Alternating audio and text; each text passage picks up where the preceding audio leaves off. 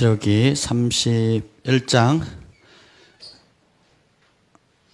1절부터 6절까지 말씀을 우리 한 목소리를 읽겠습니다. 출애굽기 36장 1절부터 6절까지 한 목소리로 함께 읽겠습니다. 시작. 여호와께서 모세와 말씀하여 이르시되 내가 유다 지파 훌의 손자요 우리의 아들인 부사렐을 지명하여 부르고 하나님의 영을 그에게 충만하게 하여 지혜와 총명과 지식과 여러 가지 재주로 정교한 일을 연구하여 금과 은과 노수로 만들게 하며 보석을 깎아 물리며 여러 가지 기술로 나무를 새겨 만들게 하리라. 내가 또 단 지파 아히사막의 아들 오홀리압을 세워 그와 함께 하게 하며 지혜로운 마음이 있는 모든 자에게 내가 지혜를 주어 그들이 내가 너에게 명하는 것을 다 만들게 할지니. 아멘. 성령님 오셔서 말씀하여 주옵소서. 모든 한계를 뛰어넘고 모든 우리의 인간적인 한계, 마음의 한계, 감정의 한계, 지식의 한계, 상황의 한계, 또 재정의 한계, 관계의 한계, 모든 한계를 돌파하셔서 정말 우리 주님이 주시는 하늘의 기쁨, 하늘의 평강, 하늘의 모든 풍성한 것들로 가득 채우는 밤 되게 하옵소서. 예수님의 이름으로 기도합니다. 아멘. 여러분 잘 지내셨습니까? 오늘도 뜨겁게 우리 기도하는 시간을 가졌는데요. 너무너무 감사합니다. 오늘 그 365일 기적의 삶 262일까지 이제 보면서 제가 성령님의 역사에 대한 또 다른 측면을 읽다가 깨달았습니다. 그것이 이제 260일을 중심으로 보면 하나님의 영을 하나님께서 부살렐에게 지명하셨어요. 부살렐을 지명하셔서 하나님의 영을 그에게 충만하게 하셨습니다. 빌잔슨 목사님이 이걸 가리켜서 성경에 기록된 최초로 성령 충만함을 받은 사람이다. 이렇게 그랬어요. 자, 사도행전에 성령 충만 받은 사람 이름 좀 대보세요. 너무 어려운 질문 했나요? 일단 120명의 성도들, 그 중에 또 유명했던 분들 있죠? 사마리아 성을 뒤집어 엎었던 빌립 집사님, 또 돌에 맞아 순교한 스데반 집사님. 성령이 충만해서 뭐 했어요? 그들이 이적과 기적이 나타나고 사람들을 회개시키고 예수님을 만나게 하고 도시에 있는 우상들을 버리게 하고 한 도시 전체가 주께로 돌아오자. 그리고 죽는 그 순간에도 예수님의 용서를 선포하잖아요. 성령 충만하니까 예수님을 드러냅니다. 성령 충만하니까 기적이 나타나요. 성령 충만하니까 원수를 용서합니다. 성령 충만하니까 도시 전체를 변화시키는 놀라운 역사가 있게 됐어요. 이게 신약의 성령 충만한 대표적인 예입니다. 근데 구약에 오늘 등장한 이 성령 충만함을 받은 그 사람 부살렐이 나오는데요. 오늘 이걸 볼 때 정말 하나님의 영의 충만을 받았을 때 나타난 다른 현상들을 볼 수가 있습니다. 우리가 지금 나눴던 것은 영적인 거잖아요. 영혼을 구원하는 거고 치유하고 귀신을 내어 쫓고 병든 사람 고치고 새롭게 하고 도시를 변화시키고 회개하고 우상을 저버리는 놀라운 역사가 신약의 성령의 충만함이었다면 오늘 출애굽기 31장에 나오는 그 부살렐에게 하나님의 영을 입혔을 때 어떤 현상이 생기느냐 하면 하늘을 이 땅에 도래시키는 하늘의 창조적인 지혜가 풀어지는 겁니다. 다시 말하면 모세는 지도자죠. 지도자는 뭐냐면 신의 산에서 하나님을 대면합니다. 그리고 하나님의 음성을 들어요. 그리고 하나님께서 천국에 이루어진 하늘의 장막, 하늘의 성막을 보여줍니다. 따라합시다. 하늘의 청사진. 하늘의 계획, 하늘의 청사진, 하나님의 계획을 받아와요. 모세는 받습니다. 그죠? 십계명을 받았을 뿐만 아니라 성막을 어떻게 지을 건지에 대해서 40일 동안 그걸 받게 돼요. 그래서 모세가 지었습니까? 하나님의 나라의 원리는 한 사람이 다 하지 않도록 되어 있어요. 옛날에 어릴 때 나는 모든 은사를 다 받았어 이렇게 자랑하는 소위 기도원파 분들이 많았어요. 무슨 꿈이든지 얘기해봐 내가 다 해석해 줄게 뭐 이런 분들이 많았습니다. 나는 성령의 20몇 가지 은사를 다 받았어 뭐 이런 분들이 종종 있어요. 그런 분들 치고 사역을 잘하는 분들을 제가 못 봤습니다. 왜냐하면 우리는 예수님이 우리의 머리시고 우리는 그리스도의 몸이에요. 아무리 입이 강력해도 온몸이 다 입이라고 한번 생각해 보세요. 손에도 입이 달려있고 발에도 입이 달려있고 엉덩이도 입이 달려있고 한번 생각해 보세요. 엉덩이에 입이 달렸다고 한번 생각해 보세요. 앉으면 얼마나 아프겠어요. 발끝에 입이 달렸다고 한번 생각해 보세요. 공을 못 차겠죠. 네, 아무도 안 웃으시네. 그래서 하나님께서는 질서의 하나님이세요. 그리고 권위의 하나님이십니다. 각 사람의 부르심, 그리고 위치, 역할, 상황, 또 하나님의 커다란 계획 안에서 각기 역할을 합니다. 그래서 소소해 보이는 일이 사실 큰 일을 하는 게 있고, 그리고 우리가 늘 크다고 생각하는 일이 사실 어떤 면에서는 그냥 지극히 평범한 일일 수도 있다라는 것입니다. 아멘. 여러분 그 손톱 밑에 가시가 박혀 본 적 있습니까? 얼마나 괴롭습니까? 그러면 손톱 밑에 만약에 여기 검지손가락 밑에 가시가 박혔어요. 그러면 검지손가락만 아프죠? 온몸이 다 괴롭잖아요. 그렇지 않습니까? 예. 하나님께서 우리를 그렇게 만드셨어요. 모세는 하나님의 비전, 하나님의 계획, 하나님의 뜻을 받습니다.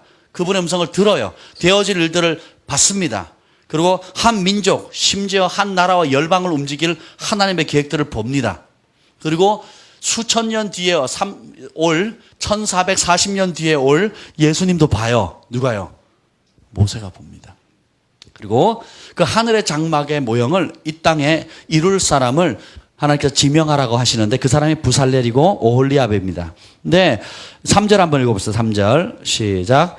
하나님의 영을 그에게 충만하게 하여 지혜와 총명과 지식과 여러 가지 재주로 정교한 일을 연구하여 금관과 노수로 만들게 하며 아멘. 자, 하나님의 영으로 충만케 함으로는 어떻게 해요? 모세가 본 천국의 비전, 천국의 조감도, 하나님의 계획을 다른 하나님의 영을 받은 부살렐과 오홀리압을 통해서 만듭니다. 다시 말하면 보이지 않는 천국의 하나님의 계획을 모세는 보지만 그것을 실제로 이루는 사람은 다른 하나님의 사람들이에요. 오홀리압과 무명의 부살렐이에요. 이 사람을 통해서 어떻게 해요? 하늘의 청사진을 현실로 만들어 버립니다. 근데 이것이 다르게 표현하면 하나님의 영의 충만을 받은 사람들은 하늘의 지혜가 임해요. 하늘의 지혜가 임하는데 그 충만함 가운데는 모든 지혜의 근원이신 하나님의 영, 모든 총명의 근원이신 하나님의 영, 모든 지식과 모든 여러 가지 재주를 부릴 수 있는 그런 능력의 근원이 하나님이시라는 겁니다. 그리고 정교한 일을 뭐 한다고요? 연구한대요. 수동적으로 시키는 것만 하는 게 아니라 로봇처럼 스위치 켜, 꺼 이런 게 아니에요. 하나님께서 그런 재능과 지혜와 총명을 주되 어떻게 해요? 연구함으로 정교한 일을 할 수 있는 능력을 줍니다. 하나님과 사람의 합작이에요. 하나님은 이렇게 함께 일하기를 기뻐하십니다. 함께 일하는 건 어린이 대공원에 갔는데 혼자 가면 즐거워요? 애들 데리고 가면 즐거워요? 아이들이 없으면 어린이 대공원은 의미가 없어요. 어른이 됐는데 어린이 대공원이 좋아한다? 좀 이상하죠? 가만히 생각해 보면 우리가 성령 충만함의 목적은 뭐냐면 두 가지예요. 신약에는 영적인 일들을 통해서 하나님이 어떤 분인지 하나님의 아름다움을 나타내는 겁니다. 그래서 천국엔 귀신이 없기 때문에 성령 충만한 사람들 귀신을 내어 쫓아요. 천국을 도래시킵니다. 그리고 질병이 없기 때문에 성령 충만한 사람들이 질병을 고칩니다. 천국을 맛보게 하는 거예요. 가난이 없기 때문에 부요가 임합니다. 부족함이 없지요. 마찬가지예요. 또 성령 충만 또 다른 목적은 뭐냐면 이 현실적인 삶을 통해서 이 현실의 세계 여러분들 겪고 있는 가정일, 학교일, 또 크고 작은 모든 소소한 일들 가운데 하나님의 아름다움을 나타내게 만드는 게 성령 충만함의 능력입니다. 그래서 엄밀한 의미로서 영적인 거나 현실적인 거나 같아요. 왜냐하면 이 땅에 벌어지는 모든 일들은 사실상 하늘의 그림자입니다. 그림자는 뭐야? 실체가 있을 때 나타나는 거거든요. 실체가 없는 그림자는 없습니다. 그래서 이 땅의 모든 아름다운 것들, 한번 보세요. 이 앞 강단에 꾸미고 있는 것들, 이 앞에, 이 뭐라 그래요, 이거를.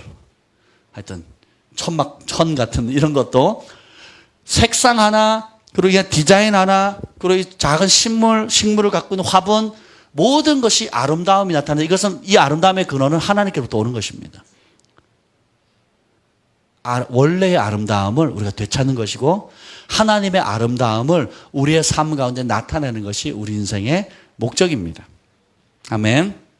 그래서 하늘의 즐거움을 이 땅에 풀어내는 것이 우리의 사명이에요. 제가 모기한테 물렸습니다. 좀 전에 우리 사랑이 재운다고 옆에 누워있다가 제가 모기한테 물려버렸어요. 제가 우리 카톡방에 올렸죠. 전 세계에서 가장 무서운 3가지 동물. 1번, 3순위가 해파리. 촉수가 뭐 3,000개인가? 예? 3m까지 된다고요? 길어진다고요? 하여튼 그런 거, 안희연 목사님 올린 글인데 너무 재밌었어요. 그 다음에 2번째 무서운 게 뭐라고요? 코브라. 독사예요, 독사. 매해 독사로 죽는 사람이 5만 명이래요, 5만 명.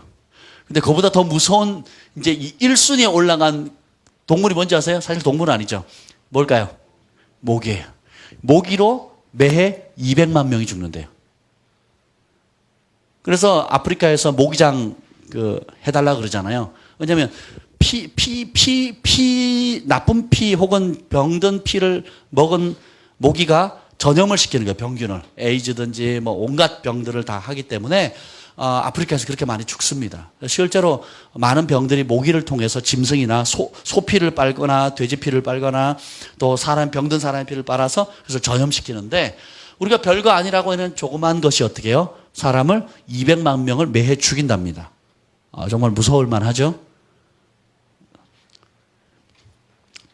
우리가 하나님께서 요구하시는 것들이 있는데 그 중에 하나가 뭡니까? 항상 하라고 하는 것이 있어요.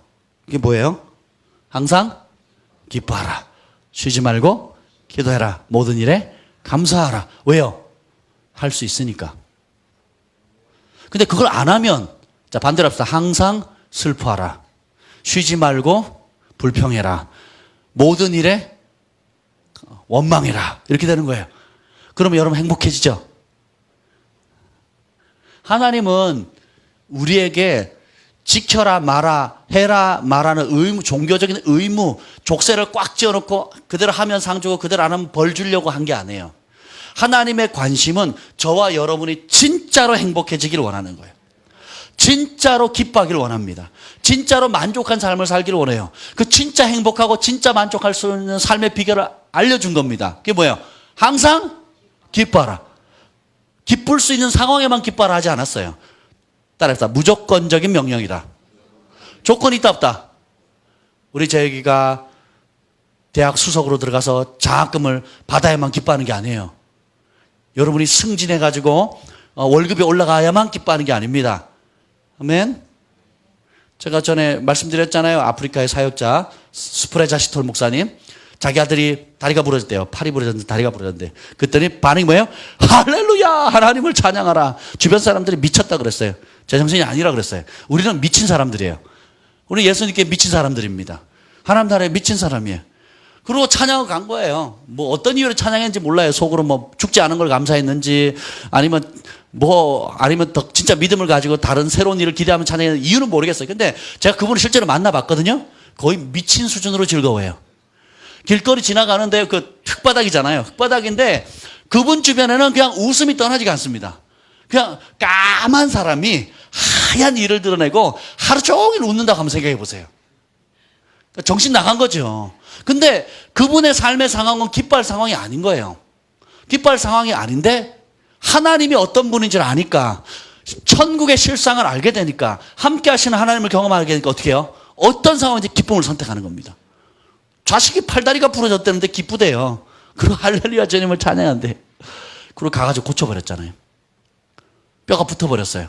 우리 한번 해볼까요? 우리 저에게 한번 팔 부러뜨린 다음에 우리가 기쁨으로 찬양한 다음에 한번 기도해볼까요? 여러분, 성경을 알아가고 또 하나님을 알아갈수록 우리 하나님이 어떤 분인가 참 감사하지 않을 수 없어요. 아는 만큼 자유케 됩니다. 하나님이 어떤 분인지 아는 만큼 행복해져요. 그리고 알면 걱정해요, 안 해요? 안 합니다. 제가 가끔 어려워지거나 힘겨워지거나 또 도저히 어디 헤쳐나올 군형이 안 보이면 제가 무슨 기도를 하는 줄 아세요? 하나님, 인생의 끝자락을 보여주세요. 하나님이 원래 계획했던 장면에 골짜기, 나 지금 골짜기 속에 있는데 어려움 가운데인데 이 골짜기를 보여주지 마시고 하나님이 원래 계획했던 그 마지막 승리의 장면을 좀 한번 보여주세요. 그러면 기분이 어때요? 제 영이 막 살아납니다. 그렇지, 지금 잠깐 어려운 거지. 제가 군대 있을 때 2년은요 20년보다 길게 느껴졌어요. 어려우니까, 힘겨우니까. 지금 생각해보면 굉장히 유익이 됐어요. 건강해지고 100km 행군, 천리 행군, 유격, 공수교육, 온갖 어려움을 다 한겨울에 해발 천고지에서 막 텐트 하나에 의지해서 자고 막 사나이답게 못한 일이 없었어요. 지금 생각하면 감사한데 그때는요 틈만 나면 자살하고 싶었어요. 저 진짜 스스로 하면 지옥 가니까 어떻게 하냐, 사격장 가다가 이렇게 벼랑끝 있으면 헛디뎌가지고 떨어지고 싶었고, 또 막 100km 행군 산악 밤에 막 행군하면 벼랑이 있거든요. 그러면 그냥 일부러 떨어지면 자살이니까 혹시 절찌르거나 이렇게 미끄러지거나 이랬으면 하는 게 소원이었어요. 그리고 막 높은 곳에 올라가면 낙석하면 돌을 막 밟다 보면 돌이 막 떨어지잖아요. 거기 한번 들이받고 막 쓰러져서 후송됐으면 매일 그 생각하는 거예요. 어떻게든지 이 자리를 좀 피했으면 좋겠다. 어떻게 하면 이 어려움을 좀 피했으면 좋겠다. 군대 가기는 전에는요, 내가 이게 무릎 수술을 받을까? 아니면 뼈를 부러뜨릴까? 그런 온갖 그런 거 있잖아요. 옛날 연예인들이나 유명인들 그런 생각이 막 드는 거예요. 막 두려움 때문에. 그리고 그때 그 2년 2개월이라는 시간은 제 인생이 20년 30년처럼 길게 느껴졌어요. 훈련소 6주가 저는 지옥이었습니다. 못 견디겠는 거예요. 지나고 나니까 너무 유익해요. 딱 제대하는 순간은 어떤 느낌이 든지 아세요? 하나님, 꼭 그런 마음이에요. 나를 전 세계 어디다 갖다 놔도 나는 먹고 산다. 그리고 생존한다. 그리고 무슨 일을 시켜도 나는 돌파낼 자신 있다. 이게 하나님이 함께해서가 아니라 체력적으로, 정신적으로 이 시련을 겪고 나니까 이제 두려울 게 없다. 이런 생각이 드는 거예요. 육체 훈련도 우리의 마음을 담대하게 하는데, 하물며 영적인 하나님 우리와 함께 하시고, 인간의 신념, 인간의 노력, 인간의 의지도 불가능을 가능케 하는데, 살아계신 하나님 우리와 함께 하시고 우리를 도우시고 우리의 마음을 아시고 주밖에 나의 마음을 네 알아주시오 하는 상황일지라도 하나님이 아신다면 넉넉히 이기는 거예요. 아멘. 근데 목에 한 방 물리면, 목에 한 방 때문에 막 오늘 물린 거를 기도할 때 알았어요. 계속 가려운 거예요. 1시간 내내 긁었어요. 한 방 때문에 이게 별게 아닌 게 성가신 거예요. 따라서 가벼운 일은 가볍게 다루는 것이 지혜다. 여러분 부부싸움 할 때 큰 문제 가지고 싸우는 경우가 얼마나 돼요? 오히려 큰 문제가 생기면 부부가 마음을 합쳐요. 어떻게든 돌파해보자고. 근데 부부싸움을 어떻게 합니까? 별것도 안 해요. 치약 왜 뒤에서부터 썼으면 왜 앞으로 다시 안 밀어놓냐고. 이걸로 제가 10년을 싸웠어요. 나중에 포기했지만. 제가 보면 이제는 밀어서 올려놔요, 이렇게. 이제는, 그러니까 별것도 아닌 거예요. 별것도 아닌 거. 그렇잖아요. 그래서, 우리 삶에, 오늘 같이 이제 양육을 하다가, 제가 그런 얘기를 했어요. 우리가 거듭나게 되면 생각을 바꿔야 된다고요. 예를 들면, 거듭나기 전에는 우리가 본능이나 육의 욕구에 이끌리는 삶을 살아요. 그래서 주로 어떤 얘기를 하냐면, 저 사람은 기분파야. 그럼 어떻게 해요? 기분 좋으면 밥 다 씁니다. 기분 좋으면 막 10만 원, 100만 원 쉽게 냅니다. 기분 좋으면 뭐든지 해요. 기분 나쁘면 안 해요. 그죠? 기분파. 또, 그냥 욱 하는 마음에 그냥 혈기를 부리고 욱 하는 마음에 폭언을 쏟아내고 욱 하는 마음에 유리창 깨고 욱 하는 마음에 뭐 제가 다 한 얘기를 하는 거예요, 지금. 욱하는 마음에 그렇게 한단 말이에요. 그죠? 그리고 눈에는 눈, 이에는 이. 그리고 제 삶의 소원은 뭐냐면 하나, 둘, 세 번 참았는데 세 번 얘기했는데 말 안 듣는다. 얼굴을 안 봤어요, 제가. 왜 그럴게요? 우리 어머니가 그러셨어요. 그 피를 이어받아서 그랬단 말이에요. 이게 자연스럽고 당연한 거예요. 그리고 제가 이렇게 행동하는 거에 대해서 누구도 토달지 않아요. 오히려 그런 저를 사람들 착하고 모범생이고 시골에 이렇게 착한 학생이 없다 할 정도로 칭찬받는 삶을 살았습니다. 왜요? 기준이 낮아요. 하나님이 없으면, 하나님 말씀이 없으면 기준이 낮습니다. 근데 예수님이 딱 오면 상황이 바뀝니다. 어떻게 돼요? 전에는 육에 이끌리는 삶을 살다가 가끔 착한 일을 해요. 근데 이게 아니라 성령님이 우리 가운데 오게 되면 어떻게 되냐? 우리가 생각을 바꾸셔야 돼. 영에 대해서 민감해지는 거예요. 하나님 말씀에 민감해지고 성령의 감동에 민감해지는 거예요. 그래서 항상 생각이 좋은 생각이 떠올라야 되고, 항상 찬송이 있어야 되고, 항상 감사가 있어야 되고, 항상 기쁨이 넘쳐야 돼요. 그게 따라서 그게 정상이다. 그래서 항상 기쁨과 감사가 충만해야 되는데 가끔 사람들의 말로 상처받거나 섭섭하거나 또 오해가 있거나 그러면 어떻게 해요? 공격이 들어왔죠? 그러면 툴툴 털어버리는 거예요. 이게 정상입니다. 아멘? 그래도 뭐 어떻게 어렵다? 그러면 기도하는 거예요. 하나님께 토로하는 겁니다. 아멘? 그리고 용서하는 것이 당연해야 되고 감사하는 것이 당연해야 되고 혹 불평거리가 혹 온다 그러면 어떻게 해야 돼요? 툴툴 털어버리는 거예요.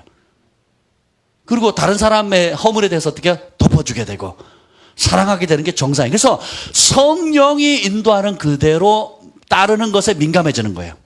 여러분 오늘 거짓말 몇 번 하셨어요? 기억도 안 나죠? 왜요? 성령의 사람이 됐으니까. 근데 우리는 사단을 속여요. 우리가 마치 일주일 내내 거짓말하는 삶을 산 것처럼 생각해요. 여러분 오늘 하루 혈기 몇 번 내셨어요? 기억도 안 나죠? 왜 안 날까요? 성령의 사람이기 때문에 당연히 그렇게 사는 겁니다. 아멘? 근데 마치 하나님 앞에 왔을 때 여러분은 내가 내내 화내다가 교회 왔을 때만 화를 안 내는 것처럼 착각하게 만들어요. 이게 사단의 속임입니다. 아멘? 여러분 오늘 죄를 몇 번 졌어요? 기억도 안 나죠? 교회 오는 날이라. 그렇잖아요. 기억도 안 나잖아요. 근데 사단은 내가 늘 죄인인 것처럼 착각하게 만들어요. 그렇지 않습니다. 따라서 나는 승리자다. 패배자가 아니다. 아멘? 여러분은 은혜로 구원받은 의인입니다. 죄인이 아니에요. 돌아온 탕자가 아니고 돌아온 아들, 딸입니다. 사단이 속이는 거예요. 목이 한 방 딱 물렸는데 어떻게 해요? 내 온몸이 병원에 입원할 것처럼 반응을 합니다.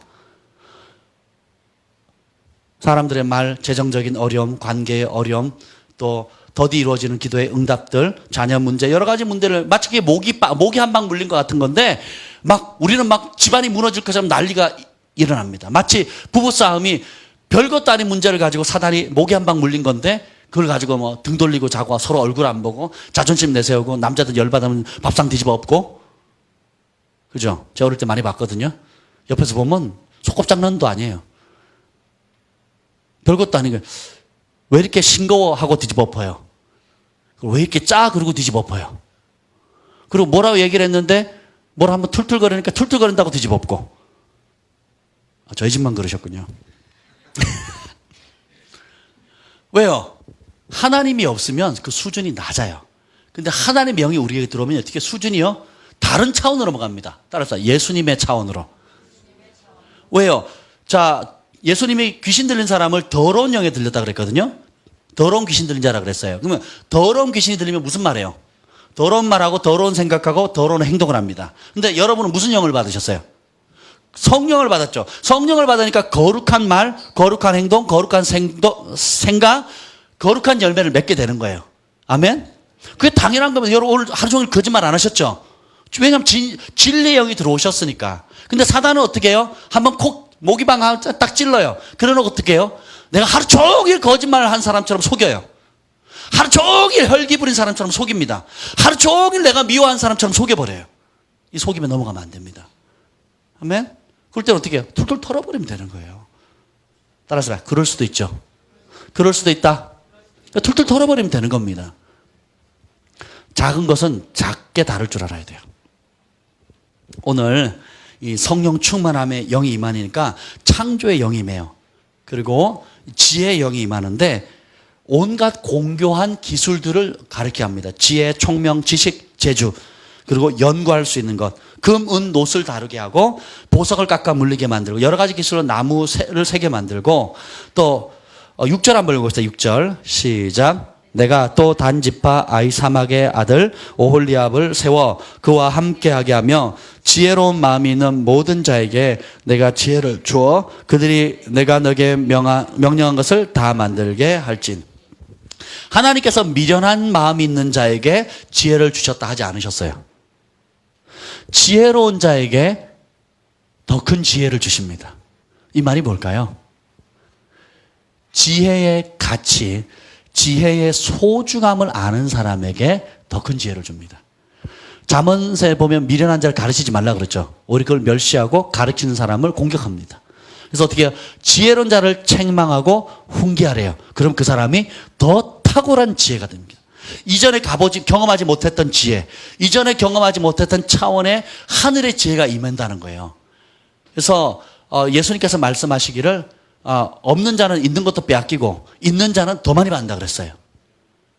우리가 하나님의 말씀의 가치, 성령에 순종하는 것의 가치, 하나님께 기도할 때의 그 응답의 가치, 성경 안에서 배울 수 있는 하나님 안에 있는 온갖 좋은 가치를 여러분들이 하나님의 가치로 받아들일 때에 있는 것에 더하는 축복이 임합니다.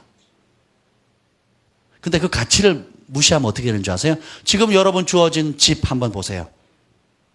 여러분 지금까지 자라왔던 과정 가운데 하나님 베푸신 은혜들, 또 함께 살고 있는 가족들, 자녀들, 그 가치를 한번 생각해 보세요. 행복한 가정의 가치, 편안하게 신앙생활 할 수 있는 것의 가치. 저는요, 핍박을 많이 10년 동안 핍박을 받았기 때문에 가정에서 예배 드리는 것 자체가 그냥 할렐루야예요, 할렐루야. 제가 고2 때인가 친구 집에 갔다가 친구 형제들이 다 모여서 7남매인가 8남매인데 다 모여서 예배 드리더라고요.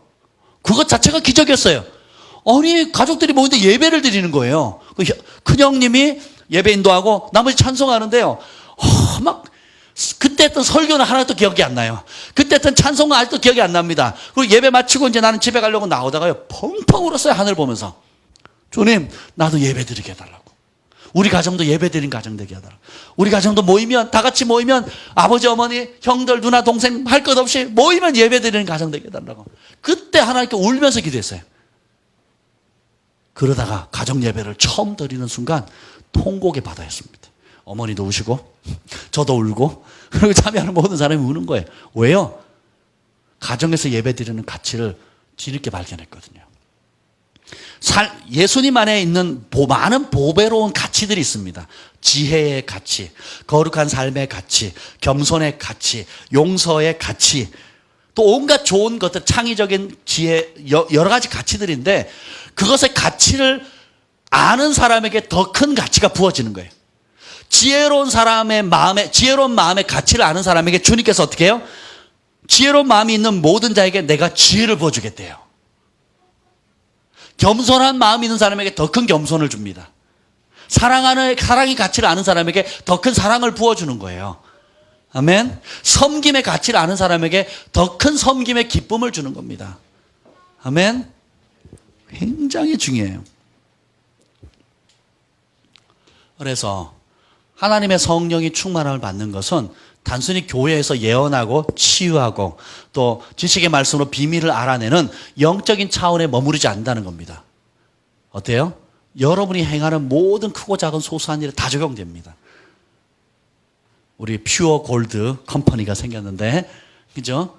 우리 제한 형제가 그걸 하고 있는데, 기도할 때마다 하나님께서 계속 창의적인 아이디어를 주시는 거예요. 그리고 그걸 놓고 기도할 때 만남도 주시고, 꿈으로도 응답하시고, 지금 뭐 좋은 일이 한두 가지가 아닙니다. 계속 좋은 일이 생겨요. 왜? 하나님께 믿고 구하니까 어떻게 해요? 하나님 나라, 보이지 않는 하늘의 세계에 있는 온갖 지혜와 하늘에 속한 자원들을 삶의 그 가치를 아는 사람이 기도하고 끌어당기니까 거기에 대한 계시와 청사진과 계획들이 임하는 겁니다. 그러니 어떻게 해요? 그것을 풀어내게 되는 거예요. 그리고 거기에 합당한 사람들을 만나게 되는 거예요. 그리고 장소도 열리게 되고 만남도 열리게 되고, 그리고 거기에 필요를 요구하는 그런 소비자도 만나게 되는 겁니다. 그걸 공급해 줄 수 있는 더 앞선 선배 같은 그런 노하우를 가지고 있는 그런 비즈니스 하는 사람들을 만나게 되고요. 여러분들이 지금 하고 있는 것들에 대해서 하나님을 초청하고 그것에 대한 천국의 개념, 그 모든 것이 뭐냐면 결국은 뭐예요? 하나님의 아름다움을 드러내는 것입니다. 저는 우리 사랑이 머리 이렇게 꾸미잖아요. 엄마가. 할머니나 엄마가 이렇게 꾸미거든요. 옷을 코디하거나 이렇게 보면요. 거의 예술입니다. 예술. 사람의 머리를 어떻게 저렇게 너무너무 아름다운 거예요. 이렇게. 그리고 아이들이 오면 예쁘게 꾸미고 와서 아빠한테 보여주거든요. 그럼 내가 막 좋아해요. 너무 이쁘다고 막 칭찬합니다. 진짜 이뻐요. 아니, 조그만 머리를 가지고 할 게 얼마나 많은지요. 1년 365일 다 다른 것 같아요. 짧으면 짧은 대로, 길면 긴 대로, 화려하면 화려한 대로, 수수하면 수수한 대로, 헝클어지면 헝클어진 대로, 그죠? 떡지면 떡진 대로. 얼마나 이쁜지 몰라요. 우리 아까 온유가 자는데, 여러분 온유 오늘 얼굴에다 뭐 이렇게 발라주신 분 있어요? 화장품 발라준 사람 있나요? 온유를 봤는데 이 왼쪽 전체가 금가루로 덮인 거예요. 그리고 이 위쪽도요, 금가루로 덮인 겁니다. 우리 소망이가 지금 계속 그게 생겼는데요. 오늘 온유가 제가 자려고 이렇게 재우는데, 그러니까 번쩍번쩍번쩍 하는 거예요, 여기까지. 그리고 이쪽도. 봤지? 할렐루야. 학업의 영역에 있어서 마찬가지고요. 모든 영역에 천국의 관점, 하나님의 관점으로 하나님 나라에 있는 아름다움을 어떻게 표현할 것인가를 물으면 그 가치를 묻게 되면요. 그 가치를 알고 있는 작은 가치에 하나님 은총이 임하면 더 큰 가치의 단계로 뛰어넘게 되는 겁니다. 제 친구가 공부를 못했어요. 근데 그 친구는 공부 잘하게 해주세요 기도 안 했어요. 시골 학교에 중간이면요 공부를 못하는 겁니다. 그래서 1차 시험에 떨어졌어요. 후기 대학을 들어갔어요. 근데 그 친구는 내내 뭘 기도했느냐? 하나님 공부 잘하게 해주세요. 기도 안 했어요. 뭐라 기도했는지 아세요? 하나님 지혜 주세요. 예수님을 영접하고 난 이후로부터 고등학교 졸업할 때 중3 때부터 같이 저랑 다녔는데 고등학교 3년 내내 영순이의 기도 제목은 지혜였어요. 솔로몬처럼 지혜 주세요. 이번에 우리 순전한 나드에서 이제 종강 아우리치로 우리 예언팀하고 같이 갔는데요. 사람들이 다 놀라는 거예요. 그 시골의 그 4층 그 건물, 교회 건물을 2단에 넘어갔다가 되찾은 그 건물, 빚더미에 놓이는 그 건물을요. 1층은 카페, 그리고 또 가난한 사람도 없는 기아 대책에서 하는 행복 나눔, 그리고 식당, 그리고 1층은 또 공부방, 2층은 본당, 사택, 그리고 사택도 갈 때마다 틀려져요. 공간이 막 생기고요. 막 희한해집니다. 옥상까지도. 근데 그걸 다 직접 했어요. 그리고 대학교 갔을 때도 교수님이 그냥 논문 써라 그러고 내 수제자가 되라 그러고 교수직을 주겠다고 막. 왜요? 성적 잘 나오기를 기도한 게 아니라 삶의 지혜, 하늘의 지혜를 구했기 때문에 모든 영역에 지혜가 넘칩니다. 옆에서 보면요, 입이 떡 벌어져요. 그리고 지역사회에 정말 놀라운 영향을 끼치는 교회로 탈바꿈 돼가는 걸 봅니다. 할렐루야. 제가 예언했어요. 뭐라고 예언한 줄 아세요? 지역에 있는 이 도시의 아비가 될 것입니다. 그랬어요. 그 동해 지역이거든요. 이 지역의 아비가 될 것이고 도시의 장로, 도시의 아비가 될 것인데 정치인들이 와서 손을 내밀게 될 것이고 시장이 와서 고맙다고 할 거라고. 저 그렇게 예언했습니다. 지난번에 지나가다 만났는데 그 예언을 주셨는데 이번에 또 주시는 거예요. 하나님께서 이 성읍이라는 한 도시거든요. 한 마을에 장로로 세우시겠대요. 저는 그걸 믿습니다. 아멘. 이런 예언을 하면 막 행복해져요. 여러분들이 여러분의 삶의 영역에 장로가 되셔야 돼요. 하나님의 권위를 가지고 보이지 않는 믿음의 세계인 이 하늘의 세계, 천국의 세계를 여러분의 삶의 영역에 나타내는 거예요. D.L. 무디는 뭐 하는 사람이었어요? 구두수 성공이었어요. 스미스 위글스워스는 뭐 하는 사람이었게요? 잘 몰라요. 허드렛 일 하는 사람이었어요. 결혼하기 전까지도 글을 못 썼어요. 글을. 그 아내 되는 사람이 글을 가르쳤어요. 여러분 결혼하기 전까지 글을 못 쓰셨죠? 근데 봅시다. 하나님의 성령의 충만함을 받으니까요. 삶의 어떤 영역이든지 탁월함을 발휘하게 되는 겁니다. 오늘 제가 제가 휴대폰을 바꿨어요, 드디어. 갤럭시 S4 줌에서 이게 워낙 문제가 많이 생겨가지고요. 제가 AS 센터를 얼마나 많이 다녔는지 몰라요. 열받아가지고 내가 이제 정말 여러 번 나쁜 상상을 많이 했어요. 많이 보는 데서 이걸 집어 던질까 말까. 지가 혼자 갑자기 켜지더니요. 막 그 문자를 막 칩니다, 혼자. 치는 게 보여요. 뭐 이렇게 신들린 것처럼 막 칩니다. 그리고 푹 꺼져요. 그리고 하여튼 별 희한하게 다 있어요. 갑자기 카메라가, 손도 안 되는데 카메라가 막 켜지고요. 그리고 대라는 기능은 안 돼요. 불길하지만 안 켜지고 막. 하여튼 그래가지고 내가 기도하고 작심을 하고 갔는데, 제가 막 화를 내려고 했어요. 그리고 갔는데 기다리는 동안에 다른 옆에 있는 어떤 분이 한 5분을 화를 내는 거예요. 다 들리도록. 진짜 다 듣는 사람이 얼 정도로 막 소리를 지르면서 화를 내는 거예요. 그래서 왜 오셨냐고, 제 차례가 됐거든요. 왜 오셨냐고. 그래서 바꿔주세요. 그랬더니, 네, 그리고 바로 바꿔주는 게 그래서 중고 아이폰으로 바꿨습니다. 제가 어린아이가 되기를 위해서 아이폰을.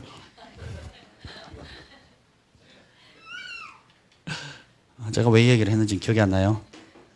하나님께서 여러분의 삶의 영역에 소소하다고 생각하는 것이 사실 소소한 게 아니에요. 그 자리에 천국을 도래시키는 것이 여러분의 사명입니다. 아멘. 작은 일에 충성하면 하나님이 큰 일을 맡기신 겁니다. 제가 참 고등학교 2학년 때 어떤 핍박의 극점에 이르렀어요. 극점에 이르렀을 때 부흥사 한 분이 오셨어요. 우리 시골에서 부흥회는요 1년에 한 번밖에 없는 큰 행사입니다. 정말 준비를 많이 하거든요. 그래서 굉장히 큰 행사인데, 그리고 막 기도 받을 날만 기다리고 있는 거예요. 그래서 또 일주일 부흥회를 하면 아침, 새벽, 오전, 오후, 저녁까지 4번 집회를 하거든요. 다 참여합니다. 우리도 그렇게 할까요? 그래서 하는데 어느 날 그 목사님이 저를 이렇게 세우더니 공개적으로 예언해 주시는 거예요. 뭐라고 기억했냐면, 제가 거기 감동을 받았어요. 뭐라 하더라? 달빛을 주신 하나님께 감사하면 하나님이 별빛을 줄 것이고, 별빛을 주신 하나님께 감사하면 하나님께서 태양볕을 줄게. 태양볕을 주신 하나님께 감사하면 영원한 하나님의 영광을 비춰주게. 이런 예언을 한 거예요. 태어나서 나중에 알고 봤더니 성경에 있더라고요.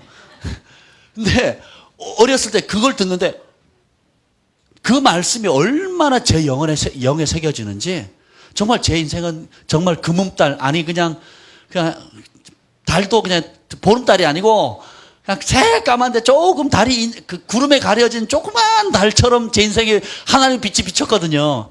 핍박은 워낙 크고 현실은 너무 암담하고, 근데 그 달빛을 주신 하나님께 감사하면 별빛을 주고, 별빛을 주신 하나님께 감사하면 태양빛을 주고, 그 다음에 영광을 주시겠다고.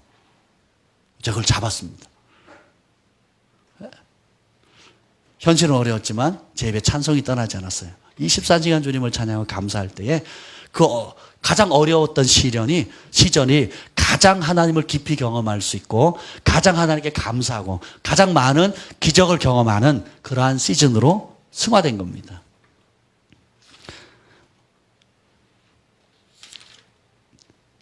여러분은 안 읽으셨지만 263일하고 264일에 보면 하나님의 지혜의 특징 3가지가 나옵니다. 그 첫 번째가 온전함인데, 이것은 뭐냐면 예수님의 성품을 나타내는 거예요. 세상의 지혜는 정보를 가지고 어떻게 잘 효율 있게 쓸 건가에 관심이 있어요. 그건 뭐냐면 영혼 없는 지혜라고 빌란스 목사님이 말합니다.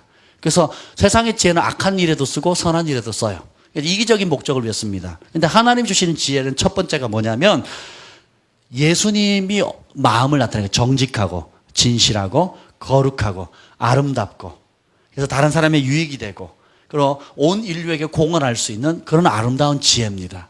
그것을 받으셔야 돼요. 왜냐하면 거룩함이 하나님의 핵심이기 때문에 그래요. 하나님은 거룩이 많은 분이 아니에요. 거룩 그 자체입니다. 사랑이 많으신 분이 아니고 사랑 그 자체고 사랑의 근원이세요. 그래서 그러면 우리도 그렇다는 겁니다. 하나님의 지혜를 받으면 우리가 거룩해지게 되는 거예요. 그리고 예수님의 사랑과 아름다움을 자연스럽게 나타나게 되는 것입니다. 그래서 이런 거룩함은 우리가 구별되어질 때, 하나님을 위해서 하나님 말씀을 따라 살기로 구별할 때에 오는 겁니다. 나시린의 가장 큰 특징이 뭐예요?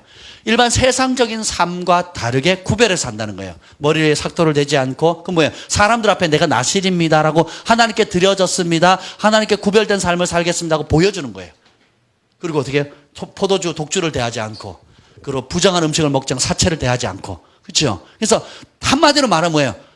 구별되겠다는 거. 뭘로? 하나님께 거룩하게 드려진 존재로 구별되는 겁니다. 마치 오늘 귀한 음식이 왔는데 몇 개 없는 거예요.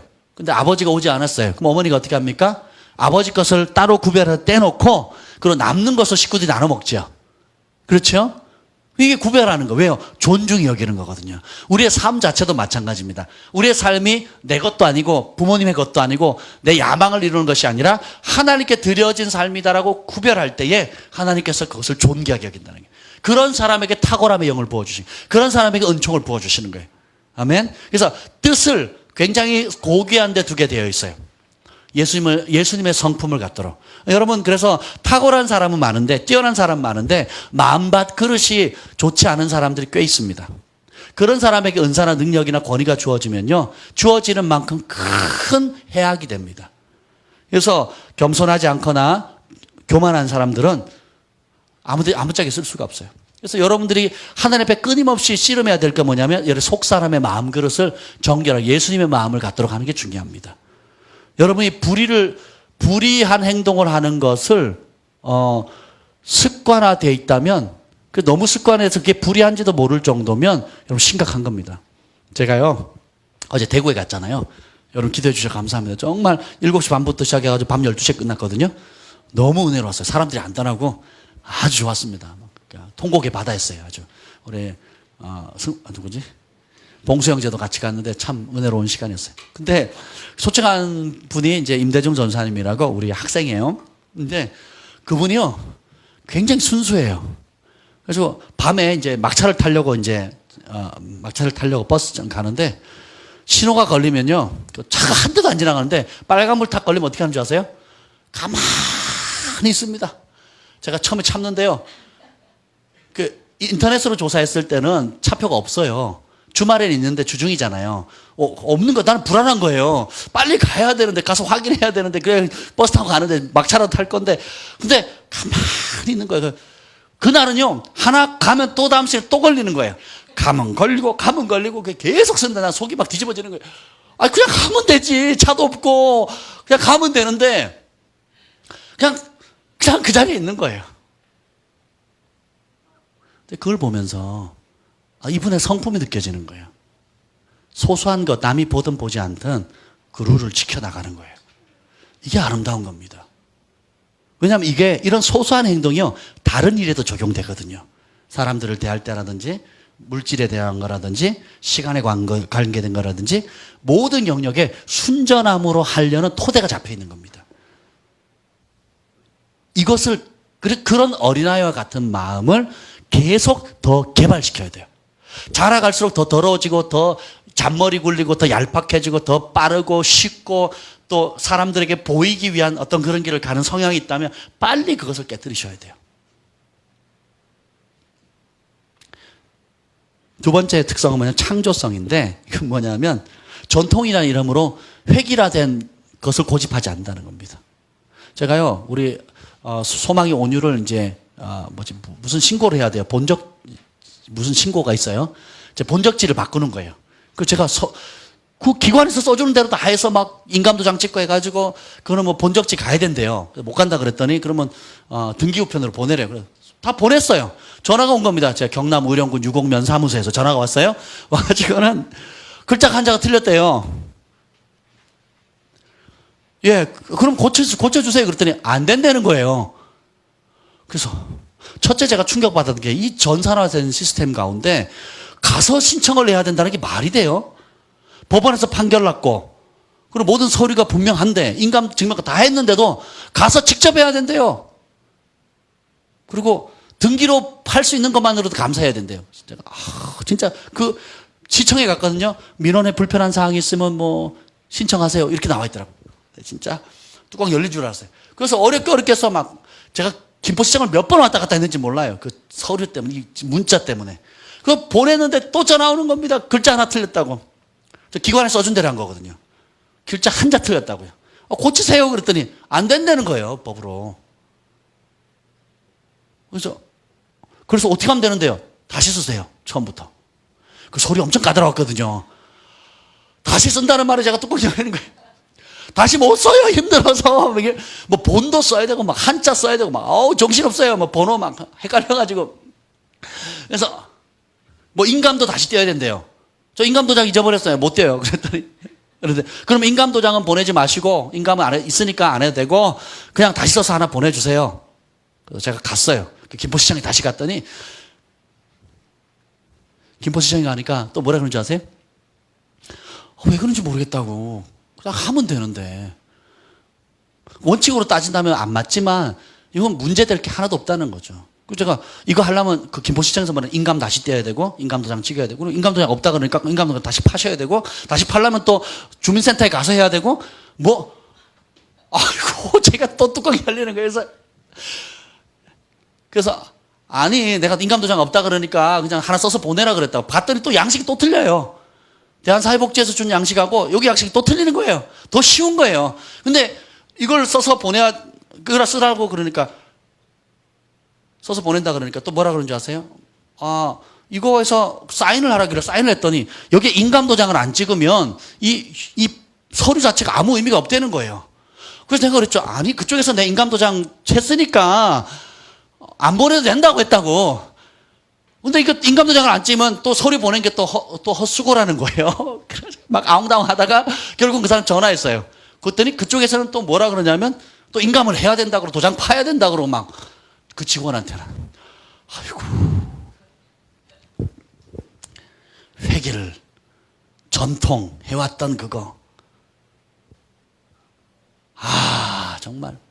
교회가 똑같습니다. 제가 아는 목사님이요. 예배를 이렇게 앉아서만 드려야 된대요. 예배를 서서 예배를 드리는 이것만 하는데 10년이 걸렸대요. 그리고 장로님들 요 권사님들 앞자리 있잖아요. 그거 없애는데 5년 걸렸대요. 그리고 성가대 대신에 찬양팀으로 바뀌는데 몇 년이 또 걸렸대요. 보수가 빛나는 밤입니다, 진짜. 왜요? 하나님이 어떤 분인지를 모르면 자기가 만들어 놓은 전통이나 이전에 해왔던 것을 못 깨뜨립니다. 다르게 못 봐요. 근데 예언의 영이 성령의 영 임하게 되면 어떻게 돼요? 자유가 옵니다. 주의 영이 계신 곳에는 자유함이 있어요. 그 자유 안에는 마음대로 하는 것이 아니라 사람들을 세울 수 있는 자유가 있어요. 사람들을 섬길 수 있는 자유가 있고 내가 주님 앞에 예배하고 주님을 마음껏 찬양할 수 있는 그리고 나와 다른 사람들의 그 다양함들을 용납할 수 있는 여지가 커지는 거예요. 그래서 그런 모든 걸 통해서 아버지가 누군지를 드러냅니다. 지금 베델교회에 있는 제 후배 목사님 부부가 있는데요. 다른 곳으로 옮겼어요. 1시간 반 거리로 옮겼대요. 그래서 뭐 하냐 그랬더니 왜 옮겼냐 그랬더니 베델에는 이제 마을이 작아서 일거리가 적대요. 그래서 일거리가 많은 조금 더 큰 도시로 옮겼는데 거기서 뭐 하냐? 그 사모님이 음식이나 옷 있죠. 디자인을 통해서 뭐 그런 일을 하게 됐대요. 근데 페이스북에 올라오는 게 뭐라는 줄 아세요? 그런 음식 혹은 패션을 통해 가지고요. 사람들 예언하는 거예요.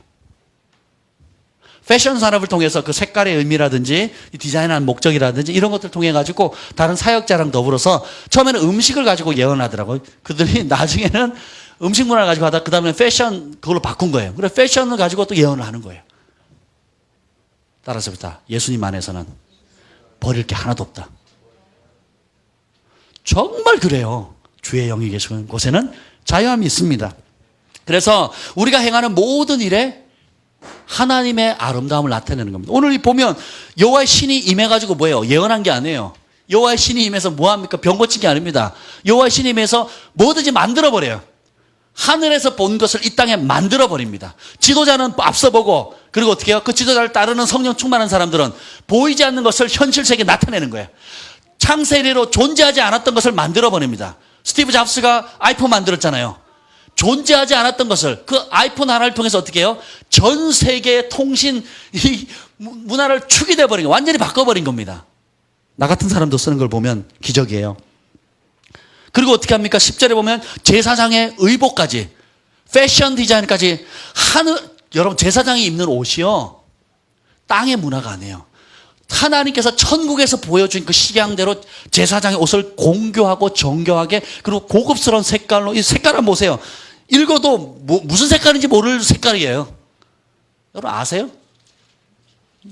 이제 한번 읽어보세요. 나중에 무슨 색이라 그러는데 영어로도 이해가 안 되고 우리말로도 이해가 안 돼요. 그 아름다운 색깔들을 하나님 알려주시는 겁니다. 모든 영역에 적용할 수 있어요. 그러면 어떻게 됩니까? 성령 충만한 사람이 하나님의 지혜의 가치를 알아서 그것을 천국 문화를 이 땅에 풀어내니까 이 성막을 만드는 게 단순히 이스라엘만을 위한 것이 아니라 한 민족의 문화를 만들어버려요. 성전 중심의 문화.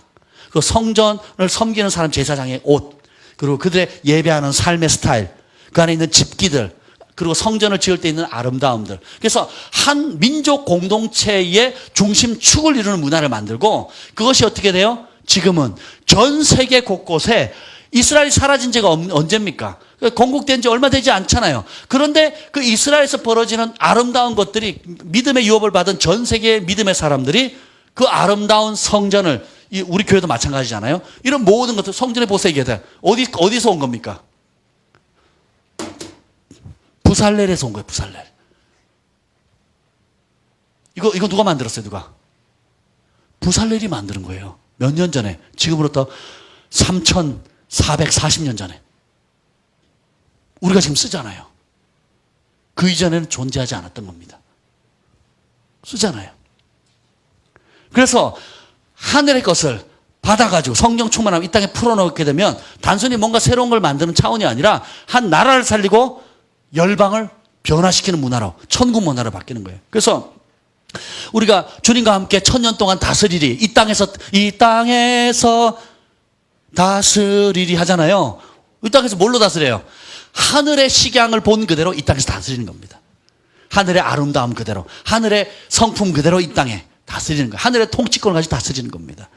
지금부터 연습하셔야 돼요. 마지막 속성이 뭐냐면 탁월함인데, 이게 Spirit of Excellence예요. 다니엘이 받았고 요셉이 받았고 느헤미야가 받았던 겁니다. 이 탁월함의 영은요, 우리가 하나님 안에서 누구인가를 아는 사람, 그리고 우리 안에 계시는 하나님이 어떤 분인가를 아는 사람에게 탁월함이 임합니다. 제가 이걸 어디서 보냐면, 주의 길을 예배하라, 영동제일교회 김혜냐 목사님 보잖아요. 그분을 보면요, 그분은 굉장히, 겉에서 보면 굉장히 푸근하고 설렁설렁한 분처럼 보여요. 허허허 하시는 분이에요. 허허 하시는 분인데, 자세히 들여보면요, 모든 소소한 것에 탁월함의 영이 있습니다. 굉장히 섬세합니다. 저희 교회에도 이게 개척할 때 선물 보내주셨잖아요. 정말 아름다운 난을 보내주셨어요.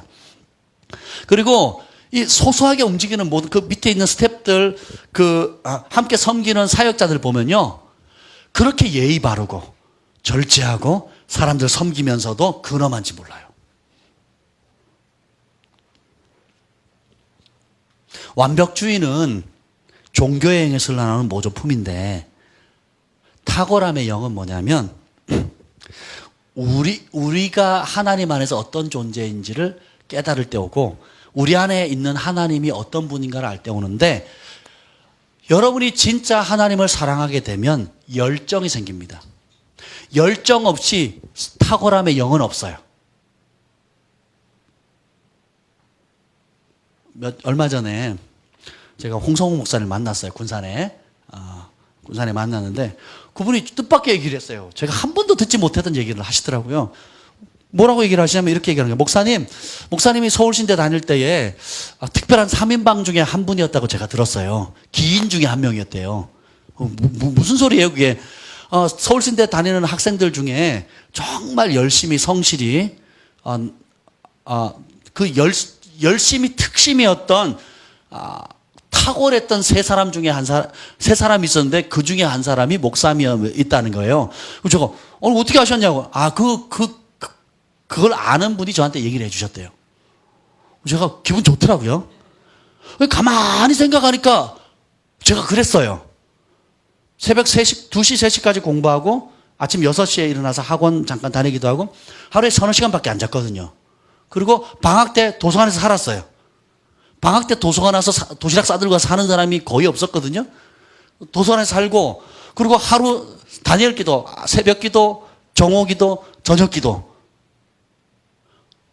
그리고 새벽 기도 끝나면 남아서 마지막까지 목이 쉬어라고 터져서 기도하는 두 사람이 있었어요. 우리 선배 한 분하고 저였어요. 그러니까 기도면 기도, 공부면 공부 열심히 한 거예요. 왜요? 하나님의 영광을 위해서. 가만히 생각하니까 무엇이든지 맡기면 그 일에 열정을 갖게 되는 거예요. 열정을 갖게 되니까 어떻게 탁월해지는 겁니다. 나중에 제가 리전트 칼리지 갈 때에 이제 총장님 추천서를 받게 됐는데 결과가 나오잖아요. 학부 때 성적, 대학원 성적이 쭉 나오잖아요. 군대 가기 전까지는 비실 C 이거였어요.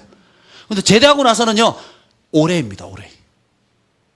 3, 4학년 대학원 올해예요, 올해. 그러니까 총장 비서가 그러는 거예요. 무슨 삶의 변화가 있었냐고. 어떤 전환점을 갖게 됐냐고. 그러는데. 그래서 굉장히 하여튼 좋은 일이 있었어요. 지나고 보니까 그때는 그러려고 한 게 아니었는데 하나님을 사랑하고 하나님 나라를 꿈꾸고 열방의 비전을 갖게 되니까요. 열정이 생겨요. 그 열정이 탁월함을 가져옵니다. 열정이 없이 여러분 뭔가 성취할 수 없어요. 예언을 하더라도 열심히 예언적인 문화를 배워가는 겁니다. 섬길 때도요. 열정을 가지고 섬기는 거예요. 기도도요. 하는 둥 마는 둥 자는 둥 기도하는 이게 아니라 열정을 가지고 기도하는 거예요. 말씀을 전할 때도 열정을 가지고 하고요. 평소에 일을 할 때도 열정을 하고 전도를 할 때도 열정을 하는 거예요. 소그룹 모임을 할 때 열정을 가지고 하는 거예요. 물질을 심을 때도 열정적으로 심는 겁니다. 여러분의 부르심이 어떠한 위치에 어떤 상황이라 할지라도 하나님을 사랑하게 되면 열정이 생기게 되는 거예요. 간절함이 생기고 뜨거움이 생기는 겁니다. 이 열정 가운데 하나님의 탁월함이 풀어지는 거예요.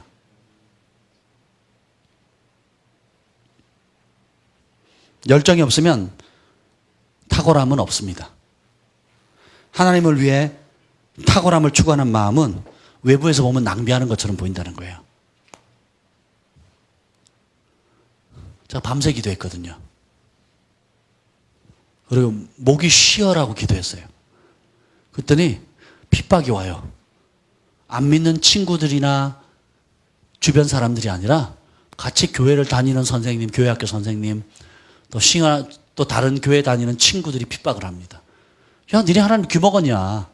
왜 이렇게 소리를 지르냐고. 그러는 거예요. 그리고 제가 학교 중창단이었는데, 남성 중창단, 그러니까 퍼스트 테너였거든요. 그럼 제일 고음을 내야 되는데 맨날 가래 끓는 목소리를 하고 다니니 발표 날은 가까웠는데 이 멜로디가 안 나와요. 멜로디가. 삼기도 하고 막 맨날 부르짖어서 하루 3시간씩 기도하니까 여러분 하루 3시간 매일 기도하시잖아요. 그죠? 저는 기도 안 하면 죽었어요. 왜냐하면 견딜 수가 없어요. 현실을. 견딜 수 없으니까 어떻게 해요? 매일 3시간 부르짖는 겁니다. 그래도 성의 안 차면 공휴일마다 기도원에 올라가요. 아무도 안 데려갑니다. 저 혼자 갑니다. 저 혼자. 1시간 버스 타서 1시간 걸어서 올라가서 하루 종일 금식하면서 기도하고 저녁에 1시간 걸어서 내려와서 1시간 다시 버스 타고 집에 왔어요. 공휴일마다. 태백에 10년 살았는데 태백산 한 번도 안 올라갔습니다. 그것도 기적이에요. 졸업하고 나서 갔습니다. 졸업하고 나서. 왜냐하면 공휴일마다 태백산 기도원에 갔어요. 제가.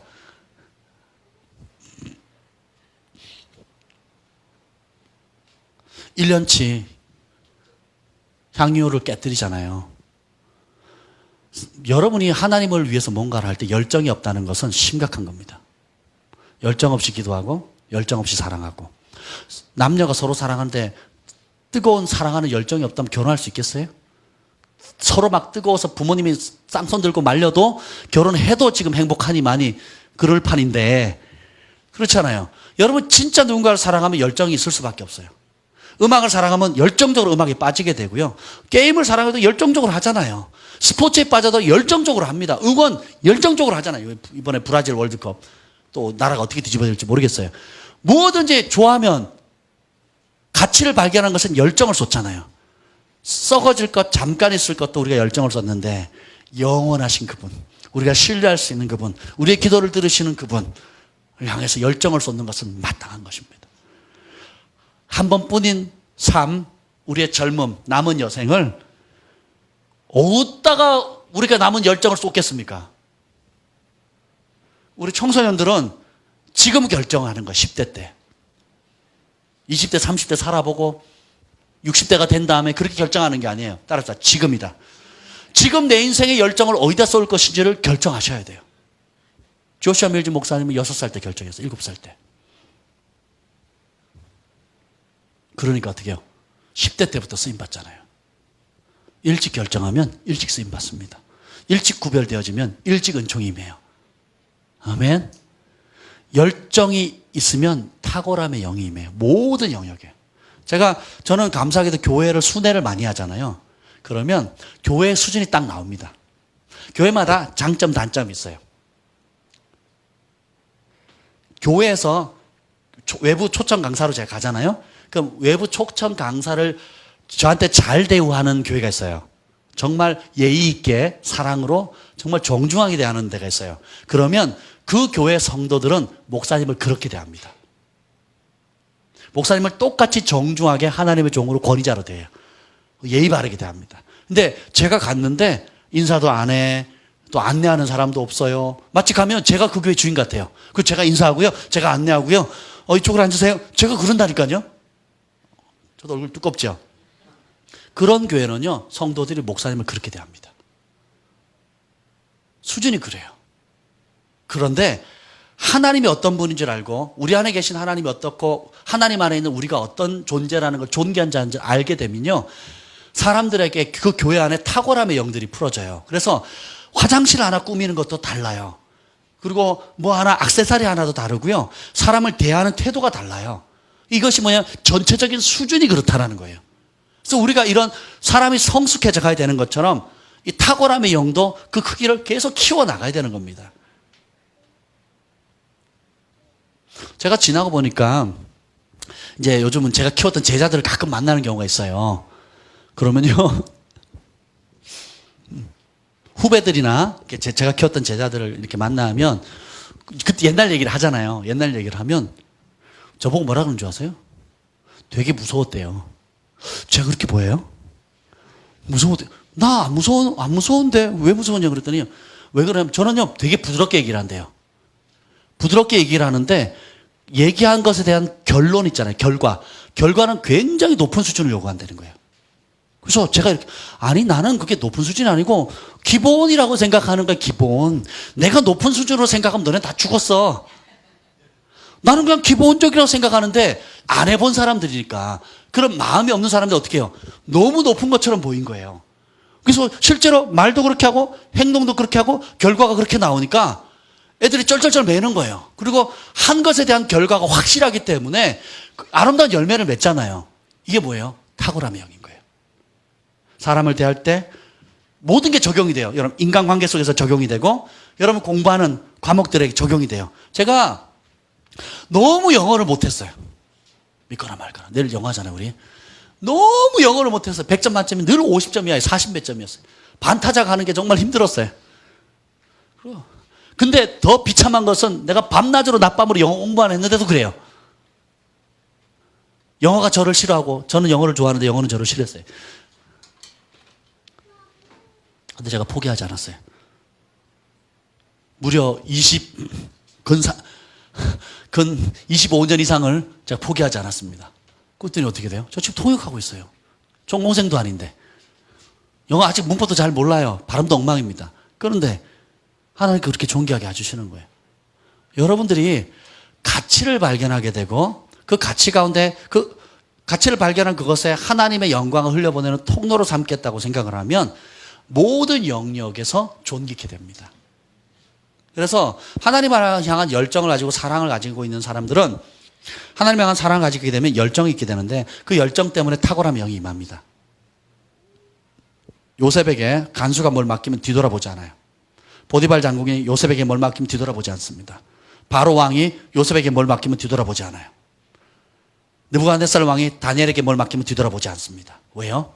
하나님의 영이 임하니까 탁월해지는 거예요. 어떤 사람 뭘 맡기면요, 확인해야 돼요. 또 확인해야 돼요. 또 확인해야 돼요. 다른 사람 시켜서 또 확인해야 돼요. 엘리야를 가리켜서 엘리야가 자기를 뭐라 그럽니까? 내가 주를 향한 열심이 특심이라고 그랬어요. 자타가 공인하는 열심이 특심인 사람이에요. 바울 보세요. 땅끝까지 복음 전하잖아요. 매 맞아도 돌에 맞아가 죽었는데 죽은 줄 알고 바깥에 버렸어요. 그때 초자연적으로 툴툴 털고 일어나가지고 그 다음날 또 복음 전하는 거예요. 여러분 죽을 때까지 한번 맞아보실래요? 복음 전하다가?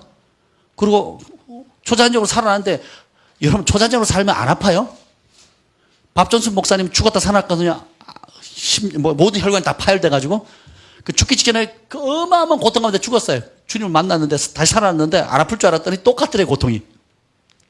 전 바울을 보면서 저 사람은 정말 예수님을 사랑하는 사람이다. 예수님께 미친 사람이다. 저렇게 돌에 맞아 죽을 정도로 돌에 맞았으니 얼마나 맞았겠어요. 그렇잖아요.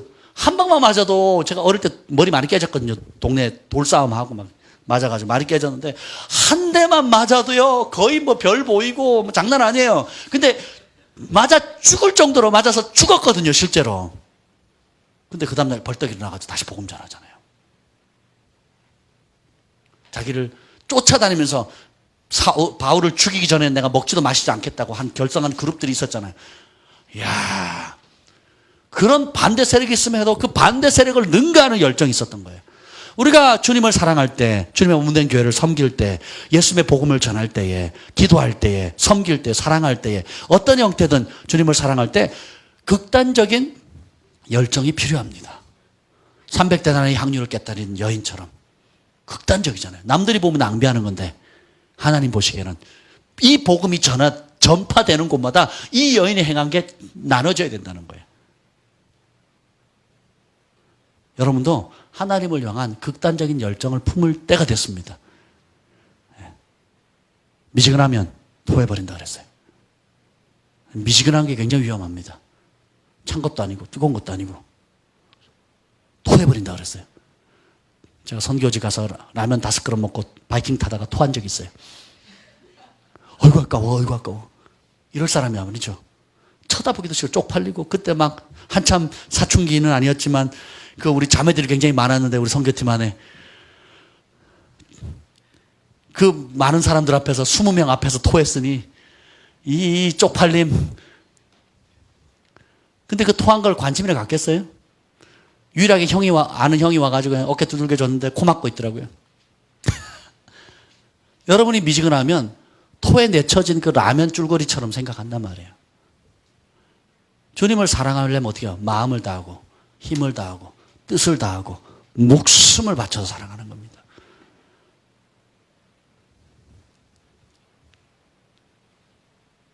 물가에 가가지고 내가 옷 안 젖어야지 하고 밭에서 깔짝깔짝 물장구 치면 재미있어요?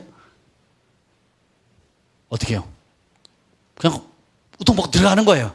막 장난치고 헤엄치는 겁니다. 온몸이 다 젖는 거 신경 쓰지 말고. 그래야 어떻게 해요? 재밌죠? 젖으면 어떡하지? 2방울 튀었네, 3방울 튀었네. 이러고 있으면 보는 사람도 재미없고 당사자도 불편한 거예요. 사랑을 하려면 전부를 들여 사랑하는 겁니다. 아멘? 심플 라이프를 사는 거예요. 기도를 하려고 해도 탁월한 기도를 하려면 열정을 품어야 돼요.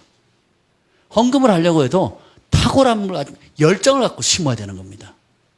아멘?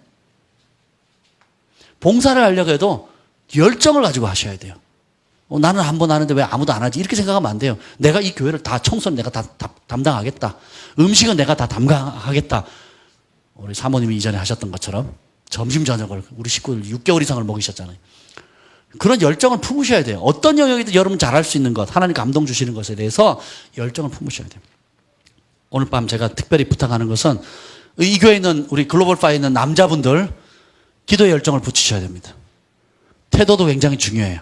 기도의 열정을 가지십시오.